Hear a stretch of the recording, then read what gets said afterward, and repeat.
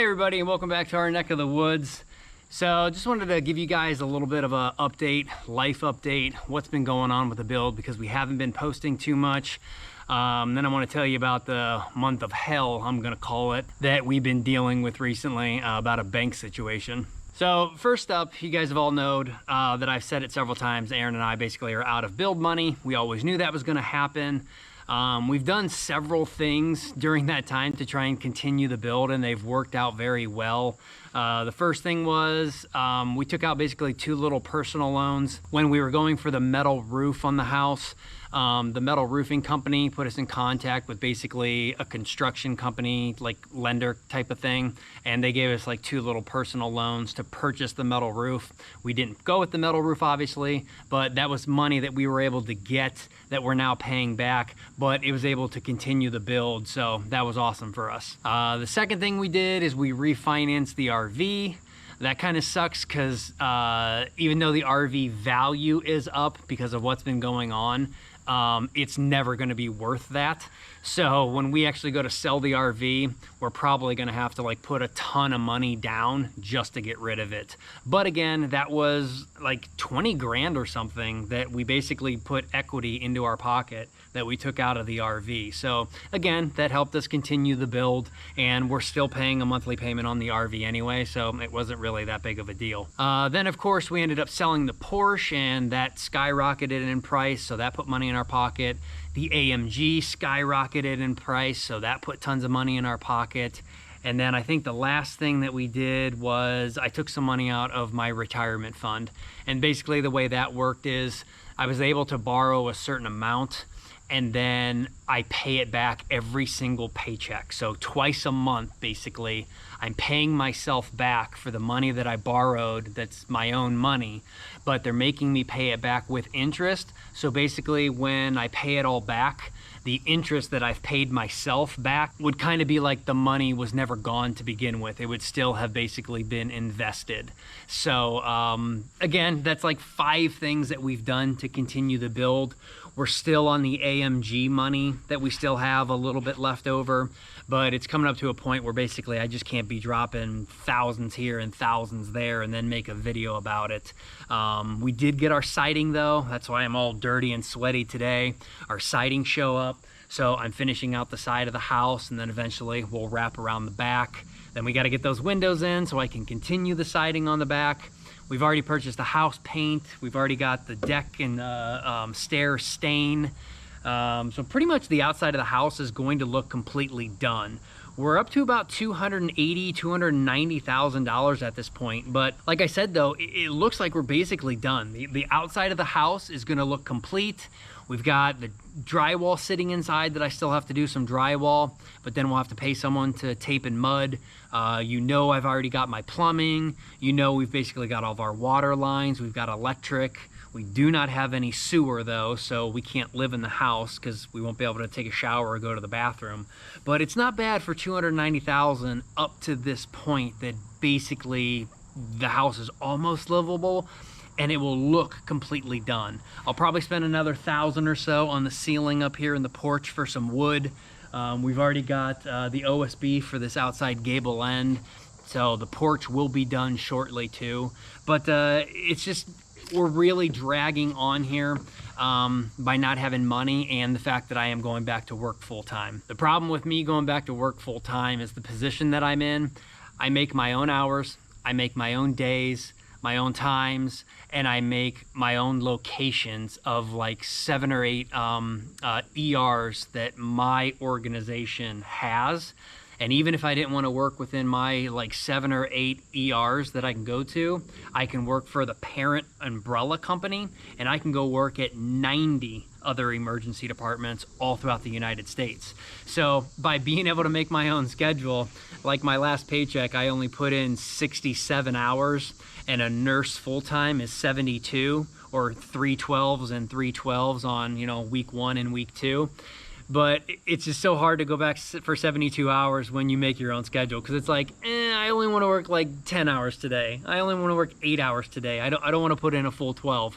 And then you have to work more days because you're working less hours. So if you end up working like 4 or 5 days a week, you're like, oh, I don't want to do anything at all. I'm so tired. I work third shift. I choose to work third shift. So if I'm at home at 7 in the morning or 8 in the morning, I eat something, I'm on the couch, and I'm passed out all day. And then it's crazy that even if you sleep like 8, 10, 12 hours through the day, when it's 9 o'clock at night, all you want to do is eat dinner with Aaron, and then you're right back out asleep again. And then you're up at 3 a.m., you eat something, and then you're passed back out again. So on your day off, there is no day off. You're doing nothing but sleeping in the day, and you're doing nothing but sleeping at night because your body just tanks out. And I'm almost 40 years old.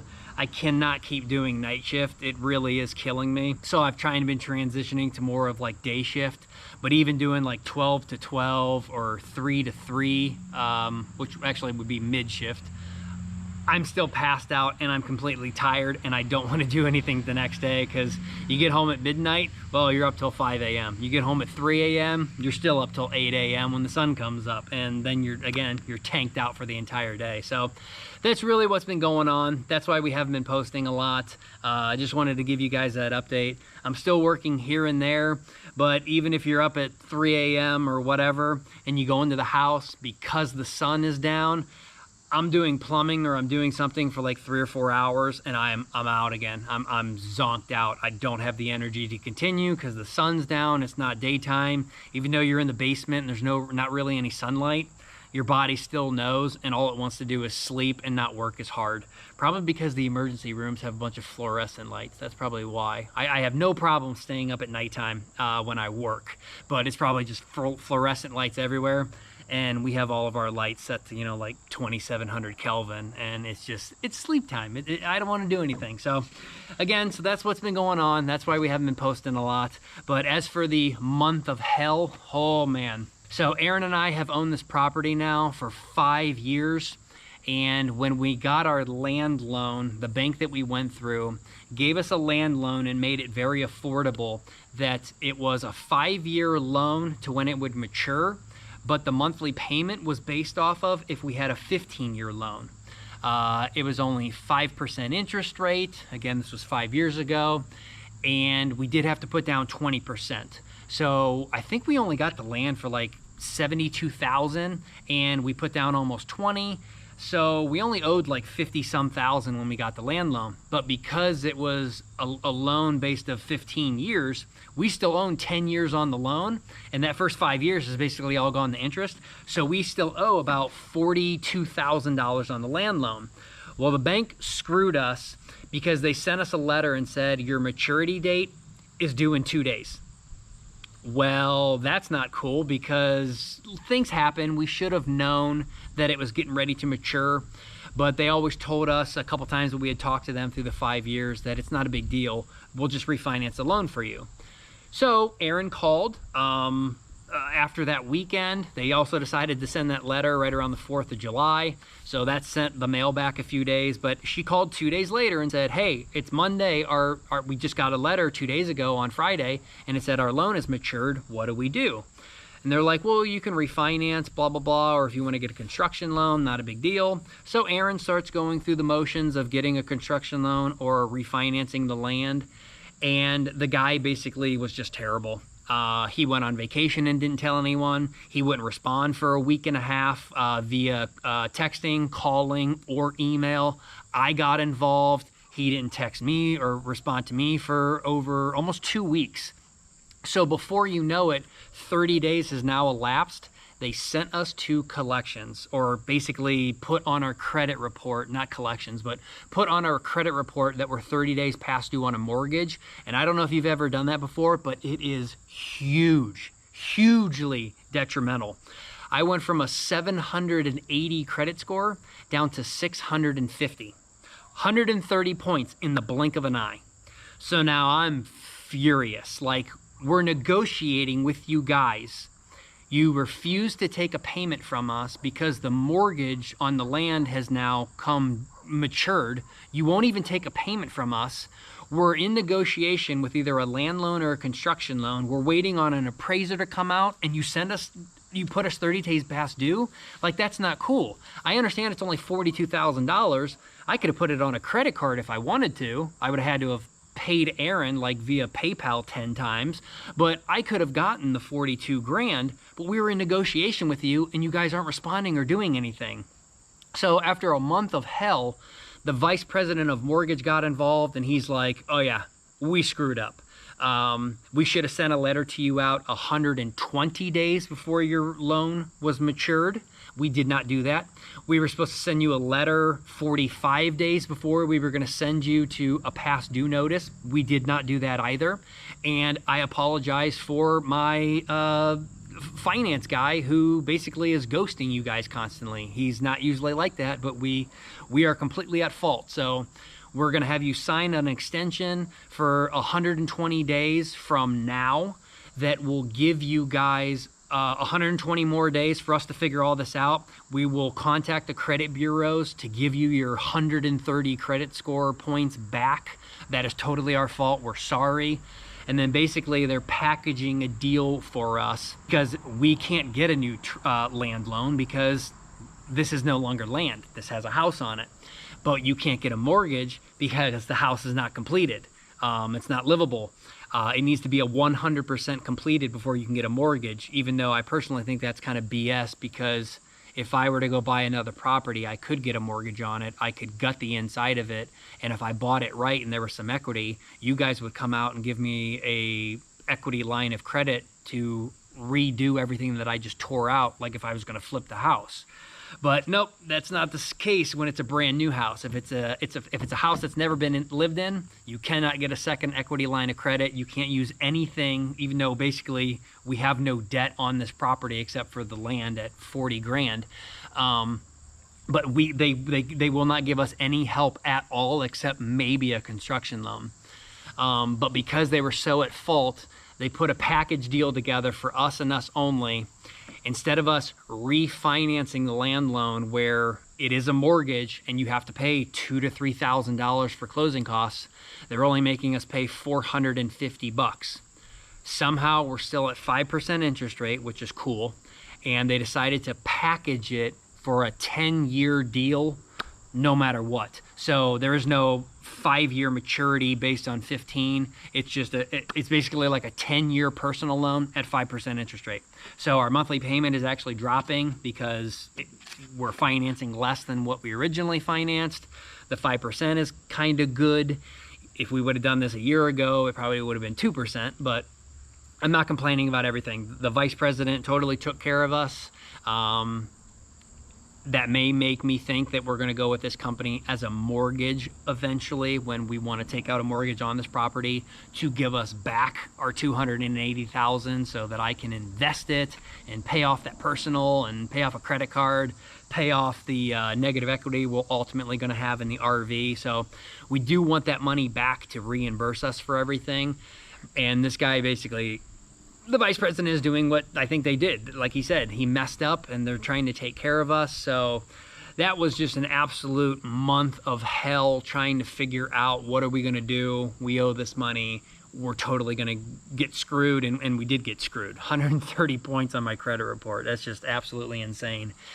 But they're making it right. We're closing in probably like 2 or 3 weeks on this 40 grand. And then we just have this little like 10-year 40 grand loan that we'll eventually pay off when we get the mortgage. It'll be all rolled into a mortgage price to pay off everything. That way all Aaron and I will have is basically a home loan and we won't have any other debts, which will be freaking awesome. So that's where we stand with everything. I wanted to put a video out to you guys and tell you where we're at, what's going on, what craziness we've been working and dealing with like the loans and stuff. So that's where we're at. On a side note, I've also kind of lost a little bit of interest in YouTube.